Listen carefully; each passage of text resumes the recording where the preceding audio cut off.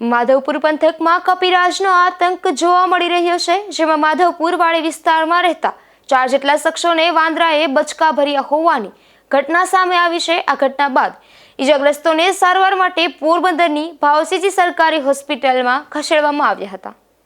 પોરબંદરના માધવપુર વાડી વિસ્તારમાં રહેતા રેખાબેન કારાભાઈ મોકરિયા, ગીતાબેન પિયુષભાઈ માવડિયા અને પ્રિયાબેન નગીનદાસ ભુવા સહિતના સભ્યો પર વાંદરાએ હુમલો કર્યો હતો। આ ઘટના બાદ ઈજાગ્રસ્ત બનેલ રેખાબેન મોકરિયા, ગીતાબેન માવડિયા અને પ્રિયા નામની બાળકીને સારવાર માટે પોરબંદરની ભાવસીજી સરકારી હોસ્પિટલમાં ખસેડવામાં આવ્યા હતા। આ વિસ્તારમાં છેલ્લા ઘણા સમયથી વાંદરાનો આતંક જોવા મળે છે, ત્યારે વન વિભાગની બેદરકારીને લઈને લોકોમાં રોષ જોવા મળી રહ્યો છે।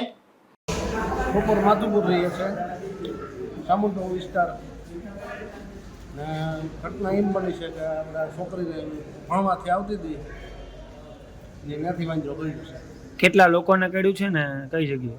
અત્યારે અમારા વિસ્તારમાં 3 ને બીજા વિસ્તારમાં હવે કેટલાને કર્યો એ તો કંઈ ખબર નથી। માધવપુર પંથકમાં અગાઉ પણ વાંદરાએ બચકા ભર્યા હોવાની ઘટના સામે આવી હતી, ત્યારે વન વિભાગ દ્વારા આ આતંકી વાંદરાને પકડવામાં આવે તેવી માંગ ઉઠી છે। અશોક થાનકી, ગુજરાત ન્યૂઝ, પોરબંદર।